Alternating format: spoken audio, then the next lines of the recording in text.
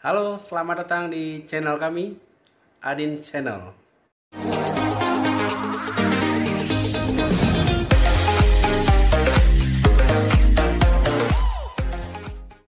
Halo, berjumpa lagi dengan saya Adam di Adin Channel.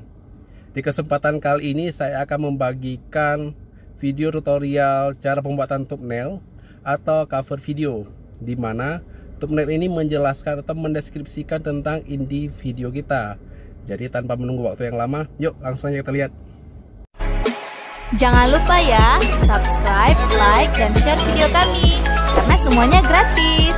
Jadi sebelumnya kalian harus punya aplikasi YT Studio.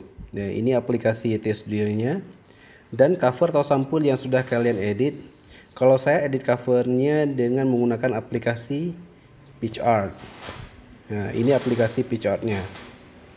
Kalau sudah ada cover, mari langsung kita buka aplikasi YouTube-nya ya. Kita buka YouTube. Oke, seperti biasanya di sini kita akan upload videonya. Upload video. Di sini kita pilih videonya asal-asal aja. Oke, videonya asal-asal aja. Kemudian tekan berikutnya. Nah, di sini saya buat judulnya tutorial. Dan di sini saya buat pribadi ya, karena untuk contoh.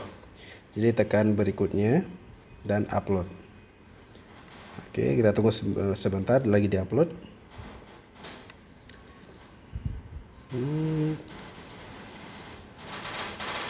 Sudah 95%. Oke. 100%.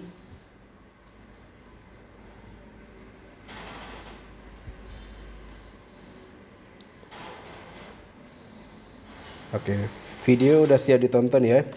Kalau udah siap ditonton, kita kembali lagi. Di sini nampak ya bahwa video kita belum ada covernya ya, belum ada cover thumbnailnya ya. Jadi kita kembali ke YT Studio-nya. Oke, ke YT Studio. Ke YT Studio.